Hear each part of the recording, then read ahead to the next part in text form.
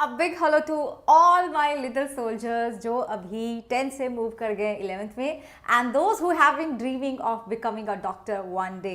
Welcome बच्चों, I am Dr. Gargi Singh. I am a biology educator. 6 साल से भी ज़्यादा हो गया मैं पढ़ा रही हूँ बायो नीट के स्टूडेंट्स को. बहुत सारे स्टूडेंट्स का रैंक निकाला है. एक्सपीरियंस है कि क्या करना चाहिए और तुम्हारे लिए तो बहुत अच्छी बात है कि you have just you are just starting your journey. तो शुरू से ही अगर एकदम अच्छी तरीके से चलोगे तो लास्ट में कोई प्रॉब्लम नहीं होगी. अभी 22 वाले स्टूडेंट्स कितना ज़्यादा एंग्जाइटी है, कितना ज़्यादा डरे हुए हैं कि मेरा ये रिवीजन नहीं हुआ, मेरा ये वाला चैप्टर कभी नहीं पढ़ा, मैंने ये वाली चीज़ ठीक से नहीं पढ़ी. तो ये प्रॉब्लम मैं चाहती हूँ कि तुम्हारे साथ ना हो और एकदम I want your journey to be just like cake walk होना चाहिए.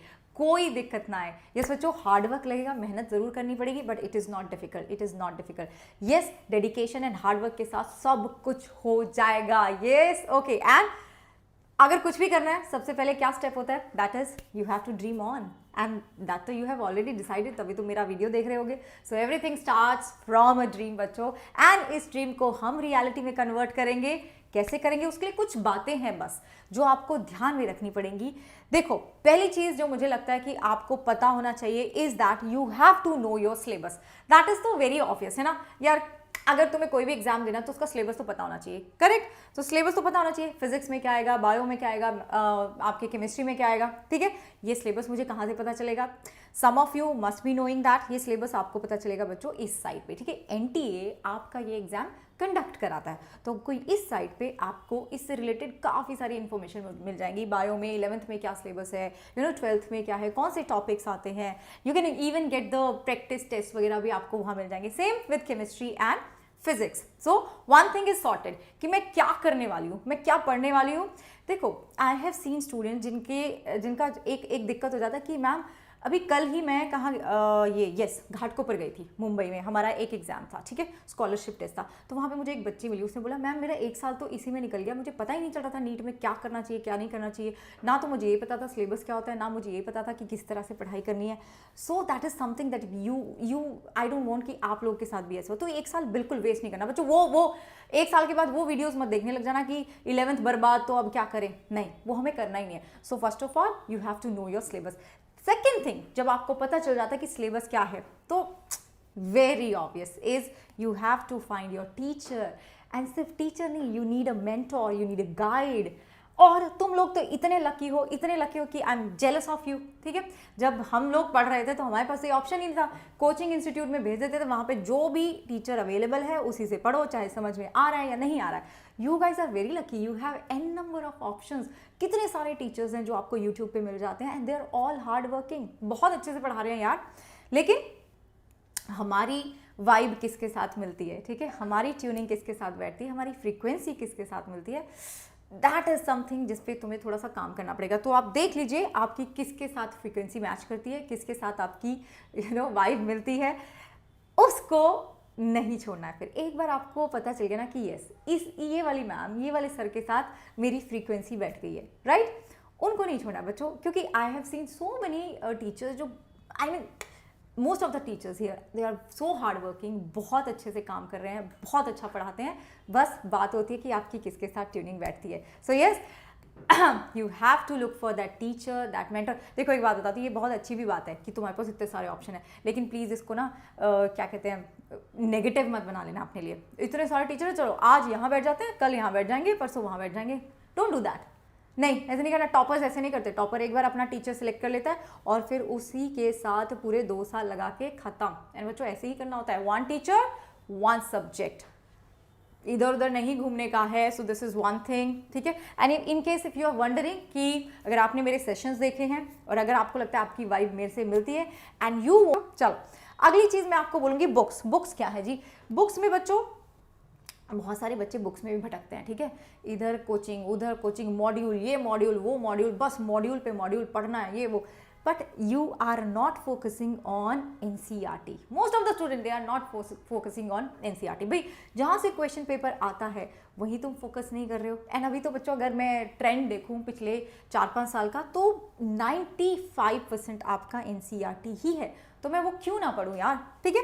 सो this is one book. And दूसरा बच्चों आपको NCERT एग्जाम्पलर चाहिए, ठीक है. NCERT एग्जाम्पलर क्या है ma'am? NCERT exemplar is also extended, समझ लो तुम एनसीईआरटी का पार्ट है, जिसमें एनटीए ने अपने खुद के क्वेश्चन डाले हुए हैं कि इस तरह से क्वेश्चन आ सकते हैं. So that is a must. Then you should have MCQs के लिए एक बुक होना चाहिए, कोई भी ले सकते हो तुम, जैसे कि MTG वाली भी ले सकते हो. That is a very good book. MTG का बुक बहुत बढ़िया है. MTG का बुक बच्चों बहुत अच्छा है. PYQ के लिए भी तुम MTG का बुक ले सकते हो. उनका चैप्टर वाइज आपका MCQs का बुक भी आता है और PYQ का भी आता है. देखो PYQ इज ऑल्सो मस्ट. तुम्हें पता होना चाहिए कि पिछले साल किस तरह के क्वेश्चंस आए हैं, तभी तो तुम अगले का अटेम्प्ट कर पाओगे. Yes, okay. एंड सिंस हमारी MCQs को सॉल्व करने की इतनी प्रैक्टिस नहीं है, तो थोड़ा सा तुम डिसहार्टन हो सकते हो शुरू में. बट ठीक, देखो पहली सीढ़ी चढ़ी है ना अभी, दूसरी, तीसरी, चौथी, फिर आगे आगे चलते जाएंगे. And this transition from 10th to 11th थोड़ा सा डिफिकल्ट होता है. 10th में इतना सिलेबस होता नहीं है, एकदम से 11th में थोड़ा सिलेबस ज़्यादा हो जाता है. सडनली वी आर लाइक कि oh I scored 95 in 10th, now I am scoring like what 70% in 11th. Am I not worth it? No, you are worth it, बच्चों. But this is natural. This transition is natural. It takes time, and slowly, you know, you'll get the hang of it, and आपको पता चल जाएगा कि कैसे manage करना है. ठीक है? So that's something you don't have to worry for. ठीक है? उसकी चिंता नहीं करनी है, वो सबके साथ होता है, सिर्फ तुम्हारे साथ नहीं हो रहा है. Yes, little soldiers. एक बहुत इंपॉर्टेंट बात है नोट्स मेकिंग की. अभी ना जब मैं 22 के सेशंस लेती हूँ तो बच्चों बोलते हैं मैम नोट्स दे दो, नोट्स दे दो मैम, नोट्स. सबसे बड़े नोट्स होते हैं बच्चों आपके खुद के. ठीक है? आपके खुद के नोट्स मतलब कैसे मैम, हम कैसे बना लेंगे? आपके खुद के हैंड रिटन नोट्स. ओके, मैं आपको नोट्स दे दूंगी, क्या वो आप अच्छे से रजिस्टर कर पाओगे? नहीं. आप जो खुद बनाओगे, मेरे साथ बैठ के बताओगे बच्चों, मेरे साथ बैठ के मैं लिखवा के पढ़ाऊंगी आपको. मेरे साथ बैठ के जो आप नोट्स बनाओगे वो होंगे आपके notes. And you need your notes, you don't need my notes. Teacher के नोट आपको नहीं चाहिए. ठीक है? येस. तो अगर तुम पहले से ही शुरू से ही नोट्स बनाते जाओगे तो वो तकलीफ लास्ट में जो आती है ना, वो नहीं आने वाली. So this is something that I am requesting you all to you know make it a habit to write down, to jot down everything that is important with your teacher. अपनी टीचर के साथ सब कुछ जो आपको लगता है important है, ज़रूरी है, लिखते रहो. अपनी राइटिंग में, अपनी भाषा में लिखिए. ठीक है? If you are comfortable with Hindi, कुछ होता है ना, कुछ वर्ड्स हम हिंदी में लिख लेते हैं तो ज़्यादा चमकता है. ठीक है? सम जो भी आपका यू नो रीजनल लैंग्वेज है उसमें लिख सकते हो. That's how you make notes, जो आपके लिए होते हैं. ठीक है? आपके लिए जो नोट्स होते हैं वो आप ही बना सकते हो.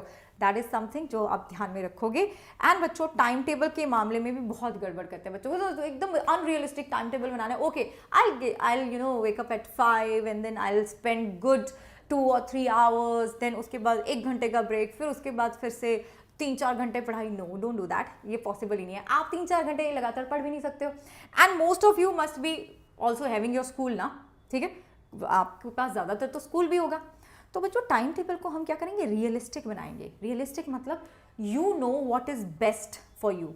मैं आपको ये नहीं बोल सकती तुम 5 बजे उठ के और क्या कहते हैं 5:30 से 7:30 तक पढ़ो. No, I can not tell you that. I don't know whether you are morning person या फिर आप यू नो नाइट आउल हो, मुझे नहीं पता, वो तुम्हें पता है. तो तुम अपने लिए जो भी तुम्हारे लिए सही है, you have to know your peak time, कब आपका कॉन्सेंट्रेशन ज़्यादा होता है. तो उस टाइम पे आप वो चीज़ पढ़ो जो आपको सबसे डिफिकल्ट लगती है. दैट इज़ समथिंग जो आपको छोटी छोटी बातें बच्चों जो आपको शुरू से ही यू नो अपने टाइम टेबल में, अपने रूटीन में लानी पड़ेंगी, ताकि आप लास्ट में वो जो हड़बड़ी होती है ना, उस फेज से ना आप गुजरें.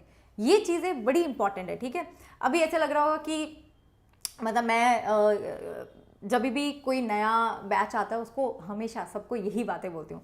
तो बहुत सारे बच्चे शायद जिन्होंने पिछली बार मेरा ऐसा कोई सेशन देखा, वो सोचेंगे यार ये यही रहता है. बिकॉज यही है, this is how you are going to crack NEET.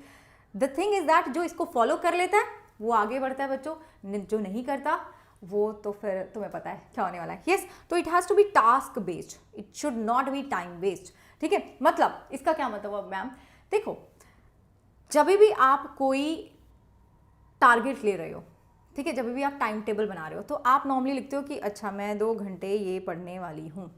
Okay, you never write कि मैं आज ये चैप्टर ख़त्म करने वाली हूँ या मे बी आज ये टॉपिक ख़त्म करने वाली हूँ. आप ये नहीं लिखते. ठीक है? आप फिर मैंने ज़्यादातर बच्चों को ये देखा नहीं है, वो सीधा मुझे बताएंगे मैम मैं ना 10 घंटे पढ़ती हूँ पर कुछ नहीं हो रहा. क्यों नहीं हो रहा? क्योंकि आप घंटे देख रहे हो. You not looking at how much syllabus you have covered. वो देखना है बच्चों. मैं तुम्हारे घंटों में इंटरेस्टेड ही नहीं हूँ भाई. अगर तुम 3 घंटे में क्या कहते हैं 2 चैप्टर कर रहे हो, then I am happy, then I am very happy. तो तुम क्यों अपना ज़्यादा टाइम लगा रहे हो? बट अगर तुम पूरा दिन लगा के भी बच्चों एक चैप्टर नहीं कर पा रहे हो, then you need to work on दो स्किल्स, ठीक है? तो तुम्हें अपना ये टास्क बेस्ड रखना है, टाइम बेस्ड नहीं रखना है। वन थिंग वेरी इंपॉर्टेंट है ना। चलो अब भाई पढ़ लिया मैम, समझ भी आ गया, लेकिन 20 दिन के बाद तुम ही मुझे बोलोगे मैम भूल गया, याद नहीं आ रहा। क्यों? Because you are not doing spaced repetition. Your mind it has a habit of forgetting everything, ठीक है? जल्दी से भूल जाएगा। आज एक चैप्टर पढ़ा, ठीक है, तो 3 दिन के बाद सब भूल जाएगा। तो पहला रिवीजन भाई 1 दिन के बाद कर लो, दूसरा रिवीजन 1 हफ्ते के बाद कर लो, तीसरा 1 महीने के बाद। That is how your mind work. अगर तुम ऐसे 3-4 रिवीजन कर लोगे ना, तो गारंटी 5-6 महीने के बाद भी चीज़ें तरोताज़ा रहने वाली हैं। So this is one thing. Revision को बच्चों बिल्कुल भी क्या कहते हैं, कम नहीं समझना है। अभी 22 वाले बच्चे स्ट्रगल कर रहे हैं रिवीजन के लिए, तो आई डोंट वांट कि आप वही सेम चीज़ फेस करें। ओके जी। एंड बच्चों अगर आप प्लान ही नहीं कर रहे हो, ठीक है, if you are not planning for anything then you are planning to fail. तो अगर तुम्हारे पास कोई प्लान ही नहीं है, अगर तुम्हारे पास कोई टारगेट नहीं है, तो तुम एक चीज़ को टारगेट कर रहे हो कि वो चीज़ तुम्हें ना मिले। तो जो भी चीज़ है ना, जो मैंने बोला था टास्क बेस्ड होना चाहिए, उसी में टारगेट लगाओ अपने कि आज मैं ये वाला टॉपिक ख़त्म करने वाली हूँ, ठीक है, और इतनी देर में टाइमर लगा के, ठीक है, इतनी देर में ये वाला टॉपिक ख़त्म करूँगी। That is really going to help you a lot. और वो दिमाग से ना एक थोड़ा सा स्ट्रेस भी निकलता है जब आप अपने टारगेट पे से टिक करते हो ना। मुझे तो बहुत मज़ा आता है जब मैं अपनी टू डू लिस्ट होती है ना, रात को बैठ के ऐसे टिक करती ना, अच्छा ये भी हो गया, ये भी हो गया, ये भी हो गया। It gives me a sense of achievement, बड़ा अच्छा लगता है, फिर अगले दिन के लिए बड़ा मोटिवेटेड लगता है। So do try this thing, do try this thing बच्चों। You have to study with targets and mock test ज़रूर लेना है, ठीक है। महीने में 1 बार ले लेना आप, क्योंकि आप तो अभी यू जस्ट स्टार्टिंग। महीने में 1 बार ज़रूर लेना है। जितना भी आपका चैप्टर जो भी पोर्शन है ख़त्म होता है, उसका मॉक टेस्ट ज़रूर लेना है। बिकॉज अगर आप अपने आप को उस माहौल में नहीं ढालोगे, वो जो एग्ज़ाम में बैठ के होता है ना माहौल, उसमें नहीं ढालोगे, तो बच्चों लास्ट में बड़ी प्रॉब्लम होगी, बहुत प्रॉब्लम होगी। आपको शुरू से ही अपने आप को उस टेंशन, उस प्रेशर में रखना है, ठीक है, और देखना है। And slowly you will start to cope with that tension, with that pressure, and you will become a better test taker.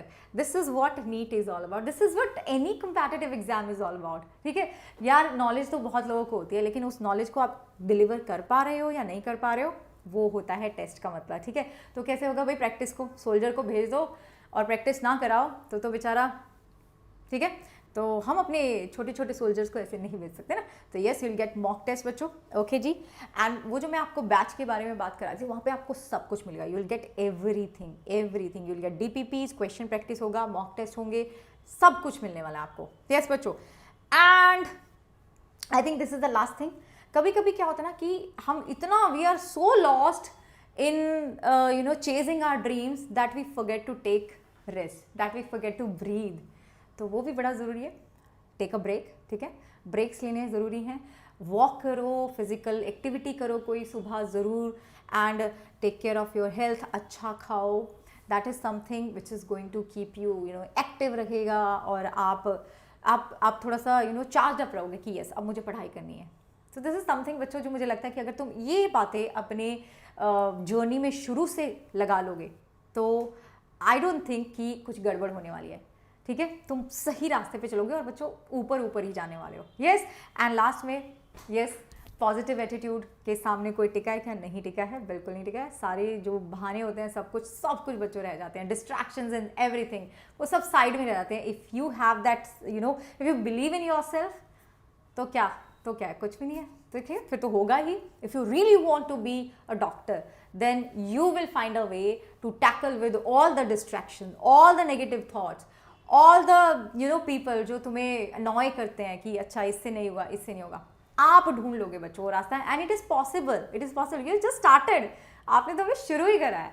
तो तुम्हारे पास तो टाइम भी है, तुम्हारे पास मौका भी है, तुम्हारे पास रिसोर्सेज भी हैं। यस बच्चों, सो प्लीज़ इन बातों को ध्यान में रखना है। And if you want, you can come and join me on plus. And 9 से आपकी क्लासेस शुरू हो रही है बच्चों। I will be so happy to see you all there. And bye and take care बच्चों, बाय।